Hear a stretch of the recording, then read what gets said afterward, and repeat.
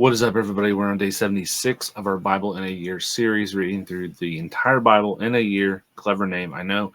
We're going through the CSB translation this time around. So if you're interested, you can follow along there. It'll be on the screen. You can pull one up on a browser if you have a Bible. Even if it's not CSB, you can follow along. So we will jump straight in. Today, we are starting one of the judges that I think most people are familiar with, even if they've never read Judges, even if they have just like passingly familiar with the Bible, they're probably going to know this individual.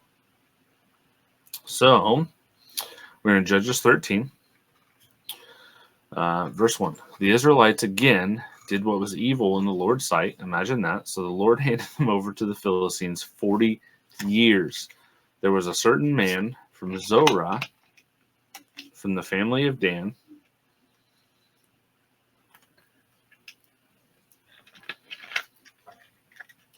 whose name was Manoah.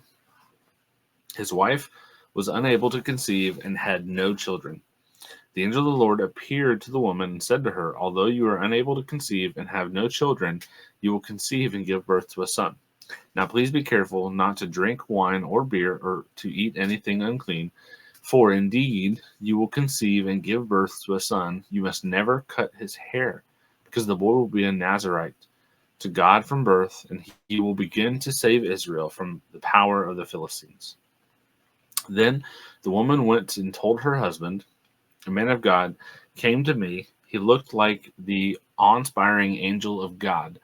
I didn't ask him where he came from, and he didn't tell me his name. He said to me, 'You will conceive and give birth to a son.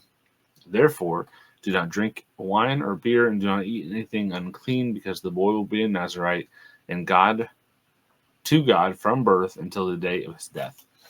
Manoah prayed to the Lord and said, 'Please, Lord, let the man of God you sent me come again to us and teach us what we should do for the boy who will be born.' God listened to Manoah, and the angel of God came again to the woman. She was sitting in the field, and her husband Manoah was not with her. The woman ran quickly to her husband and told him, 'The man who came to me the other day has just come back.' So Manoah got up and followed his wife. When he came to the man, he asked, 'Are you the man who spoke to my wife?' 'I am,' he said. Then Manoah asked, 'When your words come true, what will be the boy's responsibilities and work?' The angel of the Lord answered Manoah, 'Your wife needs to do everything I told her. She must not eat anything that comes from the grapevine, or drink wine or beer. She must not eat anything unclean. Your wife must do everything I've commanded her. Please stay here,' Manoah told him, 'and we will prepare a young goat for you.' The angel of the Lord said to him, 'If I stay, I won't eat your food, but if you want to prepare a burnt offering, offer it to the Lord.' Manoah did not know that he was the angel of the Lord. Then Manoah said to him, 'What is your name, so that we may honor you when the words come true?' 'Why do you ask my name?' the angel of the Lord asked him. 'Since it is beyond understanding.' Manoah took a young goat and a grain offering and offered them on a rock to the Lord, who did something miraculous. While Manoah and his wife were watching, when the flame went up from the altar to the sky, the angel of the Lord went up in its flame. When Manoah and his wife saw this, they fell face down to the ground. The angel of the Lord did not appear again to Manoah and his wife. Then Manoah realized that it was the angel of the Lord. 'We're certainly going to die,' he said to his wife, 'because we have seen God.'" Again, this was a pre-incarnate Jesus. But his wife said to him, "If the Lord had intended to kill us, he wouldn't have accepted the burnt offering and the grain offering from us, and he would not have shown us these things or spoken to us like this." So the woman gave birth to a son and named him Samson. The boy grew, and the Lord blessed him. Then the Spirit of the Lord began to stir him from the camp of Dan between Zorah and Eshtaol. Judges 14, we're skipping ahead in time a little bit, and we're going to see some of Samson. Verse 1. Samson went down to Timnah and saw a young Philistine woman there. He went back and told his father and his mother, "I have seen a young Philistine woman in Timnah Now get her for me as a wife." But his father and mother said to him, "Can't you find a young woman among your relatives or among any of our people? You must go to the uncircumcised Philistines for a wife." Uh, oh, just sorry, but when you say that you found someone that you want to marry, and your parents respond, "Well, can't you find a relative?" um, yeah. Okay. But Samson told his father, "Get her for me. She's the right one for me." Now, his father and mother did not know this was from the Lord, who wanted the Philistines to provide an opportunity for a confrontation. At that time, the Philistines were ruling Israel. Samson went down to Timnah with his father and mother and came to the vineyards of Timnah. Suddenly, a young lion came roaring at him. The Spirit of the Lord came powerfully on him, and he tore the lion apart with his bare hands, as he might have torn a young goat. But he did not tell his father or mother what he had done. Then he went and spoke to the woman, because she seemed right to Samson. After some time, when he returned to marry her, he left the road to see the lion's carcass, and there was a swarm of bees with honey in the carcass. He scooped some honey into his hands and ate it as he went along. When he came to his father and mother, he gave some to them, and they ate it. But he did not tell them that he had scooped the honey from the lion's carcass. His father went to visit the woman, and Samson prepared a feast there, as young men were accustomed to do. When the Philistines saw him, they brought 30 men to accept him, or to accompany him. "Let me tell you a riddle," Samson said to them. "If you can explain it to me during the 7 days of the feast and figure it out, I will give you 30 linen garments and 30 changes of clothes. But if you can't explain it to me, you must give me 30 linen garments and 30 changes of clothes." "Tell us the riddle," they replied. "Let's hear it." So he said to them, "Out of the eater came something to eat, and out of the strong came something sweet." After 3 days, they were unable to explain the riddle. On the fourth day, they said to Samson's wife, "Persuade your husband to explain the riddle to us, or we will burn you and your father's family to death. Did you invite us here to rob us?" So Samson's wife came to him, weeping, and said, "You hate me and don't love me. You told my people the riddle, but haven't explained it to me." "Look," he said, "I haven't explained it to my father or mother, so why should I explain it to you?" Okay, we're starting to see what Samson's issue is. Samson has a problem with the ladies, you could say. He apparently knows how to pick them. So, verse 17. She wept the whole 7 days of the feast, and at last on the seventh day he explained it to her, because she had nagged him so much. Then she explained it to her people. On the seventh day before sunset, the men of the city said to him, "What is sweeter than honey? What is stronger than a lion?" So he said to them, "If you hadn't plowed with my young cow, you wouldn't know my riddle." The Spirit of the Lord came powerfully on him, and he went down to Ashkelon and killed 30 of their men. He stripped them and gave their clothes to those who had explained the riddle. Enraged, Samson returned to his father's house, and his wife was given to one of the men who had accompanied him. Chapter 15. Later on, during the wheat harvest, Samson took a young goat as a gift and visited his wife. "I want to go to my wife in her room," he said, but her father would not let him enter. "I was sure you hated her," her father said. "No, so I gave her to one of the men who accompanied you. Isn't her younger sister more beautiful than she is? Why not take her instead?" So, Samson's wife has been given over to somebody else. Verse 3. Samson said to them, "This time I will be blameless when I harm the Philistines." So he went out and caught 300 foxes. He took torches, turned the foxes tail to tail, and put a torch between each pair of tails.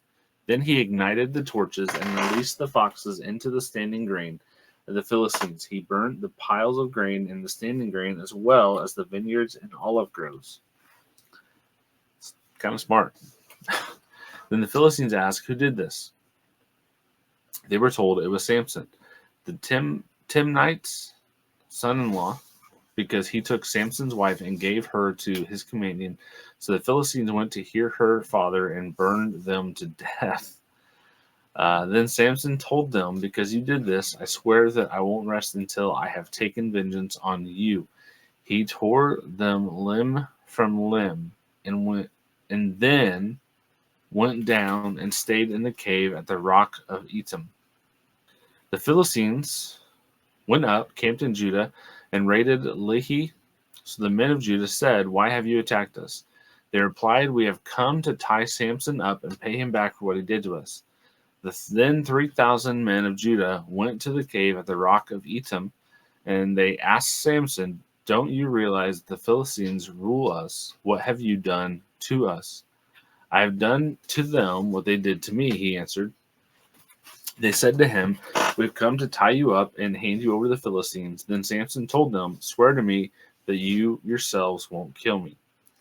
"No," they said, "we won't kill you, but we will tie you up securely and hand you over to them." So they tied him up with the 2 new ropes and led him away from the rock. When he came to Lehi, the Philistines came to meet him, shouting. The Spirit of the Lord came powerfully on him, and the ropes that were on his arms and wrists became like burnt flax and fell off.